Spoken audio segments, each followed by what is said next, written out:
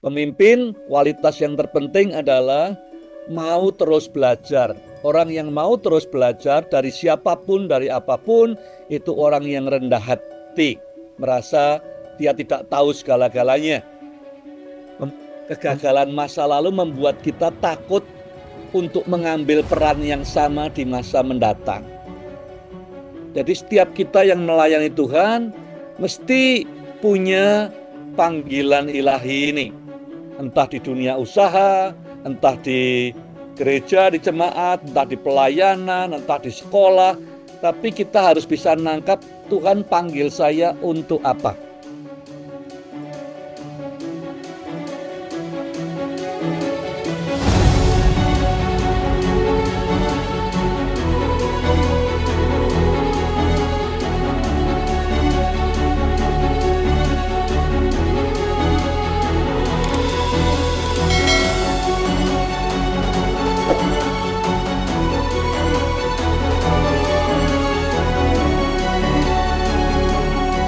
Tema kitab Exodus yang kita pilih adalah Show Me Your Glory. Di atas semua yang diterima oleh Musa, mujizat, kuasa Tuhan, dia tetap pengennya satu hal, ingin lihat kemuliaan Tuhan. Bagaimana dengan saudara? Apakah ada kerinduan besar untuk lihat kemuliaan Tuhan? Saya harap semua saudara tiap hari approach Tuhan, Tuhan show me your glory today. Nah, untuk pasal 3 dan 4 saya beri judul The Enemy Within. Musuh tersembunyi di dalam diri seorang pemimpin. Topik pertama adalah kualitas atau ciri-ciri kepemimpinan Musa. Kita bisa belajar apa dari kepemimpinan Musa di pasal 3 dan 4 ini. Yang pertama, di Keluaran 3 ayat 3. Musa berkata, baiklah aku menyimpang ke sana untuk memeriksa penglihatan yang hebat itu. Mengapakah tidak terbakar semak duri itu? Quality atau ciri-ciri kepemimpinannya Musa yang pertama ini, curiosity, rasa ingin tahu yang besar, rasa ingin memahami hal yang baru, seorang pembelajar. Ya. Pemimpin, kualitas yang terpenting adalah mau terus belajar. Orang yang mau terus belajar dari siapapun, dari apapun, itu orang yang rendah hati, merasa dia tidak tahu segala-galanya. Ya. Tapi dimulai dengan rasa ingin tahu. Kalau orang merasa orang pinter itu bagus, orang keminter itu tidak merasa ingin tahu lagi, itu buruk. Ya. Jadi kualitas yang pertama, Musa ini ingin tahu, rasa ingin tahunya besar, ya. Ingin memahami hal yang baru dan mau terus belajar. Itu traits yang pertama daripada Musa. Bagaimana dengan saudara? Masih terus semangat belajar, ingin tahu hal-hal baru, ingin memahami hal-hal yang baru, atau cepat puas dengan apa yang ada sekarang? Yang kedua, di pasal 3 ayat 11, jawab Musa kepada Allah, aku ini bukan siapa-siapa. Atau dalam terjemahan lain, siapa sih aku ini? Bagaimana mungkin aku bisa menghadap Raja Firaun dan membawa keturunan Israel keluar dari Mesir? Jadi dia tidak merasa qualified. Ya, semua pemimpin-pemimpin yang ilahi biasanya selalu dapat tugas baru, pelayanan baru, merasa I'm unqualified. Tidak qualified tapi merasa terpanggil. Ya. Karena Tuhan selalu berikan visi kepada kita lebih daripada kemampuan kita. Kalau kita terima visi Tuhan dan merasa, oh saya bisa, that's not from God. Ya, karena Tuhan berikan visi selalu lebih besar dari kemampuan kita supaya apa? Supaya kita beriman, bergantung pada Dia. Tiap kali saya terima pelayan baru, saya merasa I'm not qualified. Saya tidak mampu, tapi saya merasa terpanggil. Saya mau belajar untuk bersandar pada Tuhan, bergantung pada Tuhan, mengandalkan Tuhan untuk bisa berhasil. Ya. Nah, Musa ini yang nulis kitab Keluaran, ya sebagian besar lah paling tidak. Dia ceritakan dalam pasal 4 ini dan 3 dan 4 bagaimana stubbornnya dia ini. Ya, jadi kalau saudara jadi pemimpin yang sehebat Musa, barangkali yang sudah nulis buku tentang keberhasilanmu, bagaimana Tuhan sayang pada saudara, bagaimana buat mujizat, bagaimana engkau berhasil, tapi Musa tidak. Di pasal 3, 4 ini dia ceritakan semua kebodohannya. Ya. Kemudian di pasal 4 ayat 14, dia tulis, maka bangkitlah murka Tuhan terhadap Musa. Nah, kalau dia bukan orang rendah hati, dia tidak nulis yang beginian. Dia nulisnya semua yang enak-enak. Ya, Tuhan sayang, Tuhan sabar pada Musa. Tapi dia nulis, ya, aku ini keterlaluan banget sampai Tuhan marah padaku. Jadi, trait nomor 2 daripada Musa ini apa? Kerendahan hatinya. Pertama, merasa dirinya tidak memenuhi syarat. Ya. Yang kedua, dia ngaku terus terang di hadapan banyak orang. Aku salah, aku membuat Tuhan marah. Berkali-kali bantah terus sama Tuhan. Ya. Trait nomor 2, kerendahan hati. Nomor 1, curiosity. Nomor 3, Musa ini orangnya toro, ya, teliti. Di pasal 4 ayat 1, lalu sahut Musa, bagaimana jika, what if, mereka tidak percaya kepadaku dan tidak mendengarkan perkataanku, melainkan berkata, Tuhan tidak menampakkan diri kepadamu. Ya, jadi pemimpin yang toro, yang detail, yang selalu siap mengerjakan apa yang Tuhan berikan sebelum memahami, tidak mau melangkah, ya ini Musa. Dia tanya, what if this? What if that? Bagaimana kalau begini? Bagaimana kalau begitu?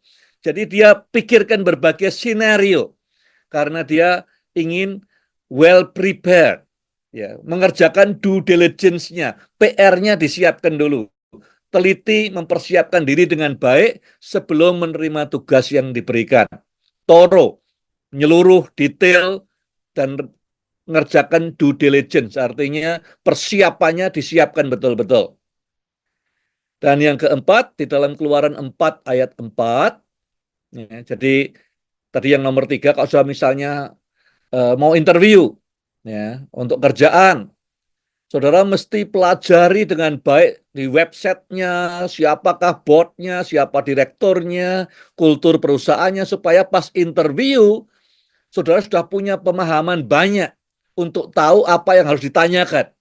Itu namanya due diligence. Ya, sama Tuhan ini nyuruh Musa kasih tugas, dia siapkan berbagai hal untuk dia tahu dulu sebelum berkata ya. Ya. Yang nomor 4, di dalam Keluaran 4:4, tapi firman Tuhan kepada Musa, ulurkanlah tanganmu dan peganglah ekornya. Jadi tongkatnya dilempar jadi ular. Kemudian setelah itu Tuhan bilang, sekarang ulurkan tanganmu dan peganglah ekornya. Musa mengulurkan tangannya, ditangkapnya ular itu lalu menjadi tongkat di tangannya. Saudara nggak tahu pernah nangkap ular tidak, tapi kalau saya pernah lihat di YouTube, ya, orang-orang yang nangkap ular yang ditangkap kepalanya, ya. Kalau ekornya yang ditangkap berbahaya, bisa digigit. Jadi biasanya di lehernya, di kepalanya ditangkap supaya nggak bisa gigit.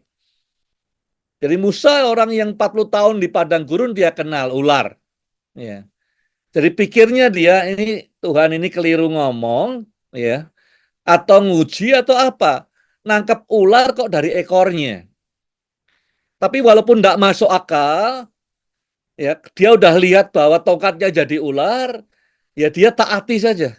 Jadi trait yang keempat, walaupun tidak masuk akal, ya, sesuai pengalaman, sesuai pengetahuan, tidak cocok nangkap ular pakai ekornya, dari ekornya. Tapi dia taat. Ketaatannya mengandung iman, percaya bahwa Tuhan bisa handle walaupun dia nangkapnya ekornya. Jadi berani melangkah. Nah, kalau saya mungkin sekarang suruh nangkap snake, ular dari ekornya, ya mikir-mikir. Ya, tapi kalau Tuhan yang suruh seperti Musa, ya memang butuh keberanian betul. Ya, iman betul, percaya betul. Jadi 4 hal ini adalah ciri-ciri kepemimpinan Musa yang saya pelajari. Yang pertama, curiosity, ingin tahu hal yang baru, pembelajar ulung. Yang kedua, humility, rendah hati. Yang ketiga, detail, thorough, persiapkan diri dengan baik sebelum melangkah. Dan yang keempat, iman, ketaatan, keberanian. Topik nomor 2, 3P daripada leadership ammunition, amunisi kepemimpinan Musa. Amunisi itu kayak bullet, peluru, supaya kepemimpinannya berdampak kena sasaran. Ada 3 hal yang saya pelajari. Yang pertama, P pertama adalah God's presence atau hadirat Tuhan. Keluaran 3 ayat 12, dia berfirman, dia itu Tuhan, sesungguhnya aku akan menyertaimu. Ya, Musa bilang, nanti kalau begini gimana? Nanti kalau begitu gimana? Musa bilang, aku enggak bisa. Tuhan tidak bilang, oh kamu kan hebat. Tidak. Dia bilang, aku akan menyertaimu. Jadi banyak sekarang kalau ada coach, motivator, orang bilang, aku enggak mampu. Oh kamu hebat, kamu hebat. Penyelesaiannya bukan gitu. Musa bilang, aku enggak bisa. Tuhan bilang, don't worry, aku menyertaimu. Penyertaan Tuhan, persoalan apapun akan teratasi. Jadi saudara melayani dimanapun, mengerjakan apapun di kantor, di sekolah, di perusahaan, nomor 1 amunisi yang penting, apakah Tuhan ada? Ya. Amanat agung diberikan, tugas yang paling besar, yang paling lama. Tuhan berkata, aku menyertaimu kemanapun kamu pergi. Kemanapun kamu berada. Jadi God's presence paling penting amunisi ini. Yang kedua itu God's promise. Dalam Keluaran 3:17, aku berjanji, kata Tuhan, akan membawa kalian keluar dari penindasan di Mesir ke negeri orang Kanaan, Het, Amori, Feris, Hewi, dan Yebus, ke negeri yang berlimpah dengan hasil alam, dengan susu dan dengan madunya. Tuhan tidak berjanji bahwa tidak akan ada kesulitan. Tuhan tidak berjanji bahwa Firaun akan dengan senang hati membiarkan mereka pergi, tapi Tuhan berjanji mereka akan dibebaskan dari Mesir dan sampai ke tanah perjanjian. Janji Tuhan itu amunisi yang luar biasa. Orang kalau sampai patah semangat atau jatuh atau mundur dari Tuhan, biasanya karena apa? Lupa janji Tuhan. Hari ini, saudara, apakah ada janji Tuhan yang saudara sandari? Yang ketiga adalah God's perspective. Di dalam Keluaran 4 ayat 2, Tuhan berfirman kepadanya, apa yang ada di tanganmu? Di tangannya Musa ada tongkat. Jawab Musa, tongkat Tuhan. Ya, kemudian dia melemparkan tongkat jadi ular dan segala macam. Nanti di pasal 4 ayat 20 dikatakan, dan Musa membawa tongkat Allah di tangannya. Tadinya selama 40 tahun, ya ini tongkat biasa, tongkat gembala.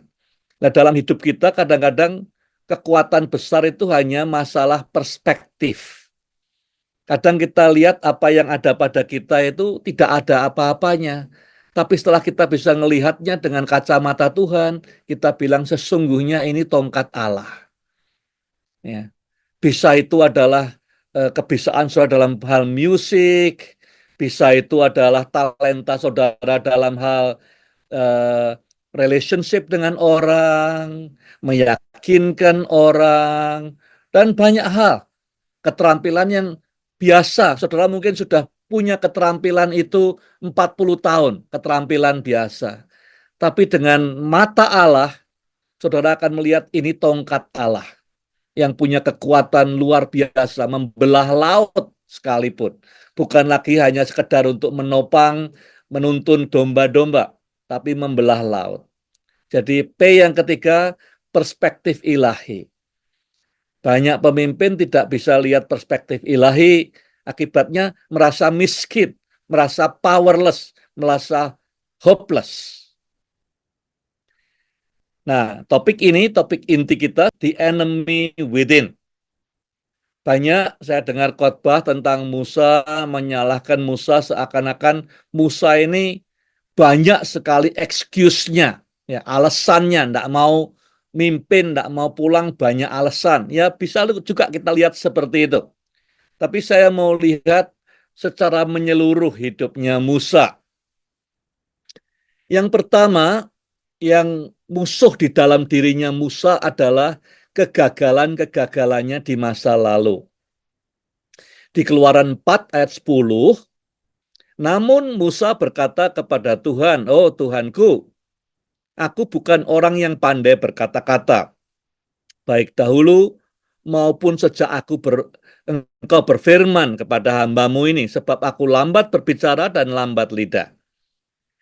Terakhir kali dia coba bernegosiasi, ya. Saya rasa sebelum dia bunuh orang Mesir, dia coba bujuk, dia coba nasihati, nggak bisa, akhirnya dia bunuh orang Mesir. Waktu dia lihat orang Ibrani berdua berkelahi, dia nasihati, tapi dia nggak berhasil, bahkan kemudian dia ketakutan lari. Jadi cerita di pasal sebelum ini, dua kali dia pakai komunikasinya untuk berbicara, dua kali dia gagal. Nah, kegagalan-kegagalan ini yang menghantui dia. Terakhir kali aku di tanah Mesir, ya, aku tidak bisa menggunakan komunikasi lewat mulut. Ya, ngomong dengan orang Mesir tidak berhasil, ngomong dengan orang Ibrani tidak berhasil, malah kemudian terancam hidupnya dan lari ke Midian. Jadi Musa bukan tanpa alasan dia tidak mau berangkat ke Mesir, tapi karena bayang-bayang kegagalan di masa lalu. Saya tidak tahu saudara, ya, kadang-kadang muncul dalam hidup orang kegagalan masa lalu membuat kita takut untuk mengambil peran yang sama di masa mendatang. Misalnya, ya, saudara pernah gagal dalam hal mementori orang, dikhianati oleh orang yang sudah mentori. Ke depan diminta Tuhan mentori orang lain, sudah tidak berani. Karena apa? Takut gagal lagi. Ya, takut dikhianati lagi. Jadi kegagalan masa lalu bisa menjadi musuh dalam kita. Kalau Tuhan give up dengan Musa, maka yang menang adalah musuh di dalam dirinya ini, kegagalan masa lalu. Yang kedua, rejection. Musa ini mau tidak mau merasa tertolak, ya. Ada penolakan di masa lalu. Orang-orang yang biasanya dibesarkan di panti asuhan, kadang-kadang dititipkan, diadopsi orang, sedikit banyak, ya. Kalau rohaninya tidak ditolong, disembuhkan batinnya, ada rasa tertolak. Kenapa orang tuaku tidak mau membesarkan aku sendiri, orang tua kandungku? Musa juga sama, walaupun maksudnya orang tuanya baik, ya, supaya dia hidup, dititipkan ke putri Firaun, diadopsi sama putri Firaun, tetapi tetap dalam dirinya deep down, ya, ada rejection. Pas dia ingin mendamaikan dua orang Ibrani, dia ditolak oleh saudara sebangsanya yang dia mau bela sendiri. Jadi ada berbagai rentetan rasa tertolak, ya. Dan rasa tertolak ini membuat orang kadang-kadang merasa lonely, kesepian. Jadi Musa menghadapi hal yang sama, dia lari sendirian, hidup sendirian di tanah Midian.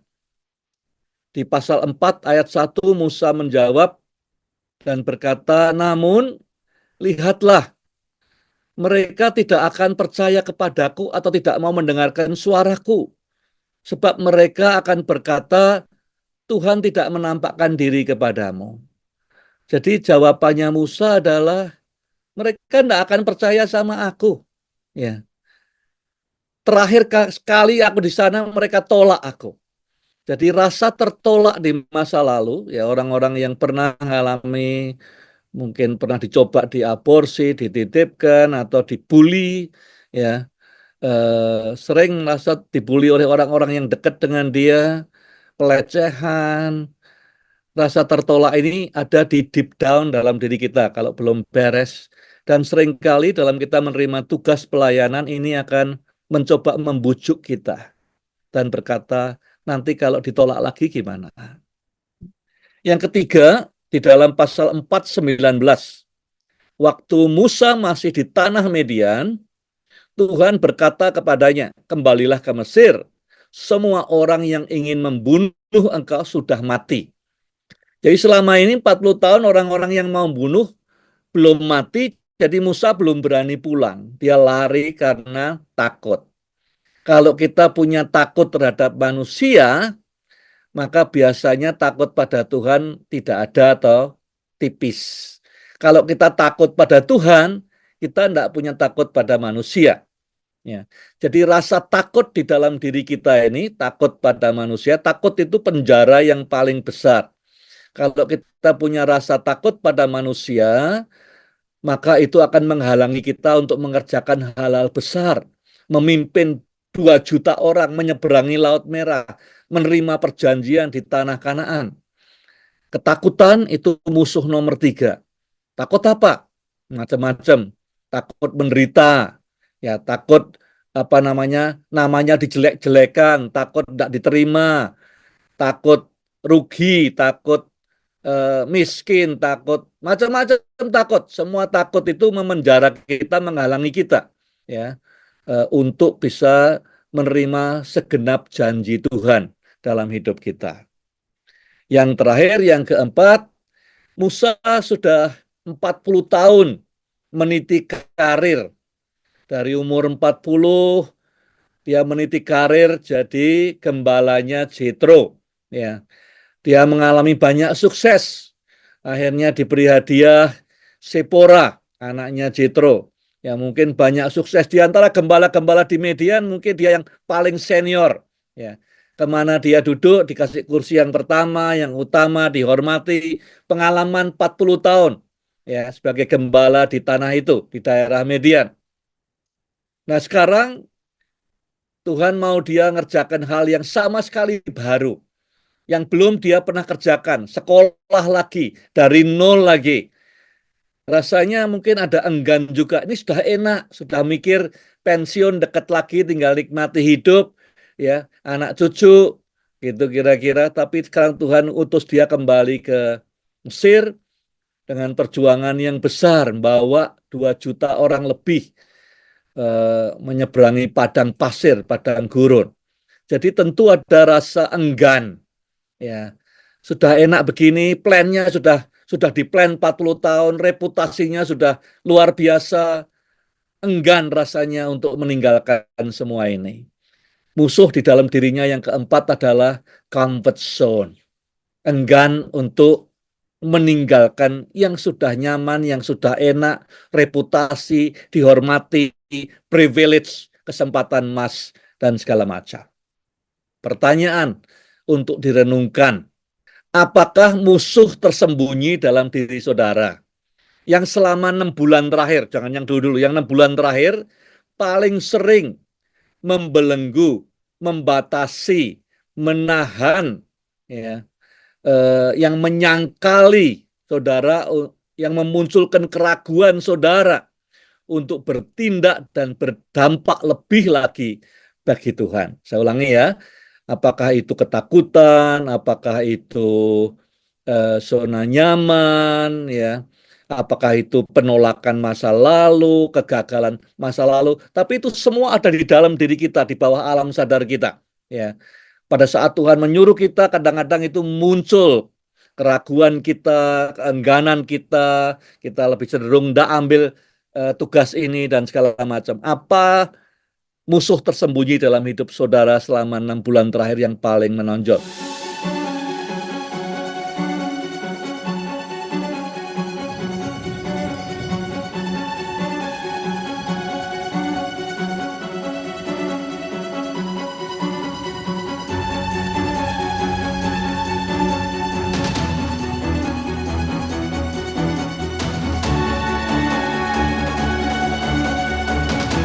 Topik yang terakhir ini adalah 4 aset kunci untuk kepemimpinan yang efektif.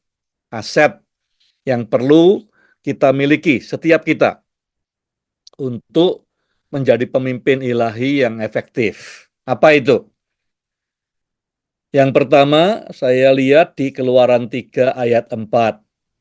Ketika Tuhan melihat bahwa dia berpaling untuk melihat, Allah memanggilnya dari tengah-tengah semak belukar itu dan berkata, Musa, Musa. Musa menjawab, ini aku.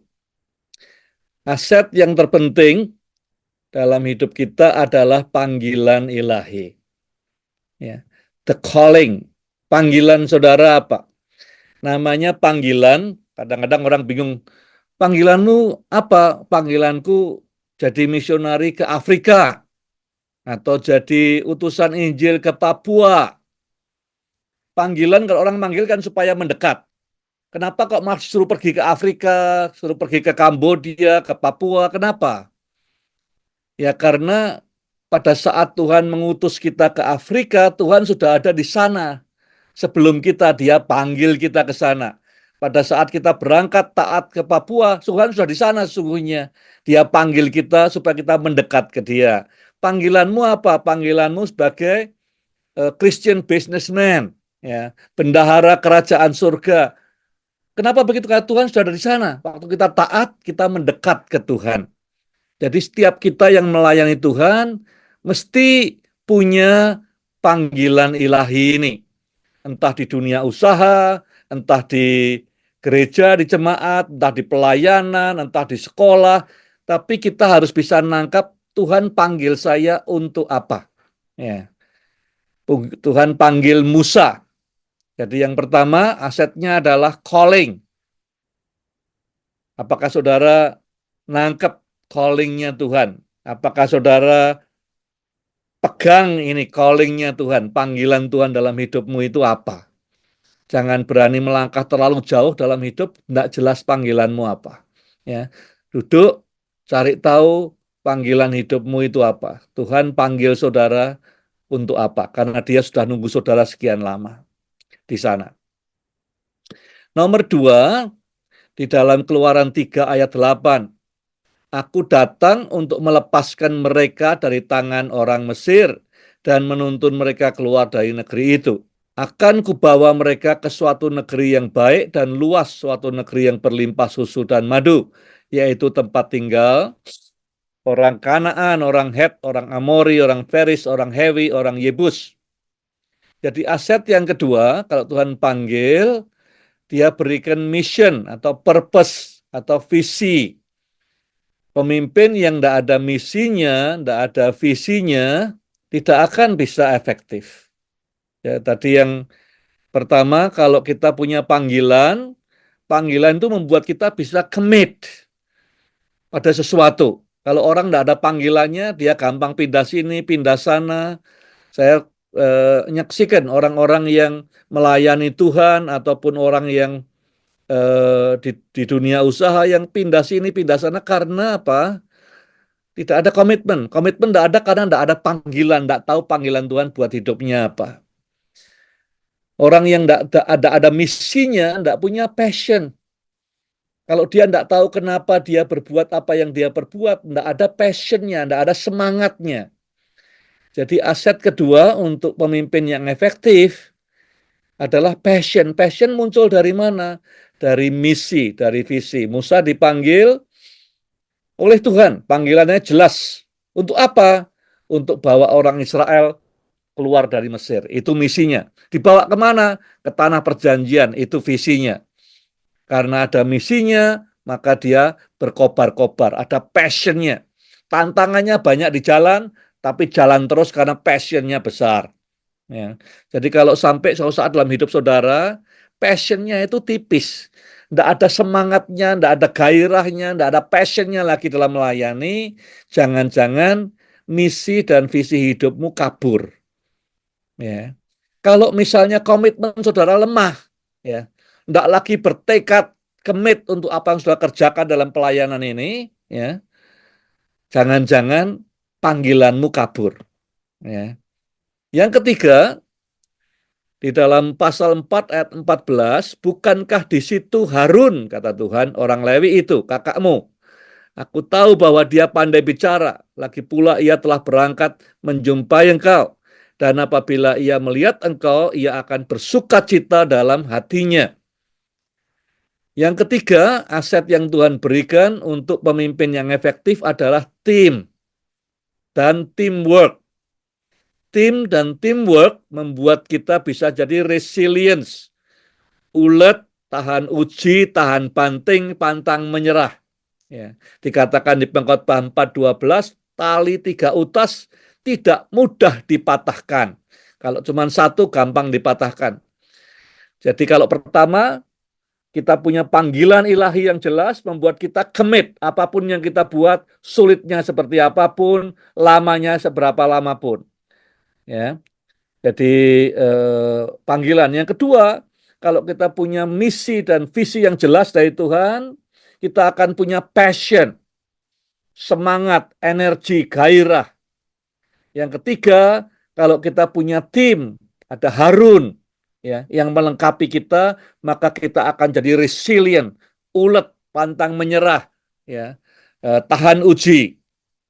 Dan yang terakhir, nomor 4, saya ambil dari Keluaran 3 ayat 2. Di situ malaikat Tuhan menampakkan diri kepadanya dalam nyala api yang keluar dari tengah-tengah semak. Musa melihat semak itu menyala, tetapi tidak terbakar. Yang nomor 4, aset daripada kepemimpinan ilahi yang efektif adalah encounter dengan Tuhan. Pengalaman pribadi yang istimewa dengan Tuhan. Pengalaman burning bush, ya, pengalamannya Musa. Burning bush experience itu membuat imannya bangkit, pengharapannya bangkit, sehingga dia bisa menyelesaikan tugas sampai di tepi sungai Yordan, tinggal nyebrangnya diserahkan kepada Yosua. Nah, pengalaman burning bush perlu dimiliki. Jadi tidak ada pemimpin yang cuma teori, pemimpin efektif yang cuma teori kayak calo. Teorinya begini, pengetahuannya begitu, tapi tidak mengalami kuasa Tuhan, tidak mengalami perjumpaan dengan Tuhan. Jadi ada 4 aset penting yang setiap saudara perlu yakini, perlu miliki, perlu andalkan, perlu terus kobarkan. Yang pertama, panggilan ilahi. Jangan pernah lupa, ya, panggilan ilahi harus clear. Tuhan yang panggil saudara. Panggil untuk apa? Harus clear. Saya lihat ada banyak hamba Tuhan, hanya orang pemimpin yang pindah sana, pindah sini, pindah kerjaan, pindah bisnis. Karena apa? Tidak ada komitmen terhadap sesuatu. Komitmen tidak ada karena apa? Karena tidak jelas panggilannya. Ya. Ya, nomor 2, mission dan vision. Kalau ada mission dan vision, maka ada passion. Ya, passion menghasilkan semangat,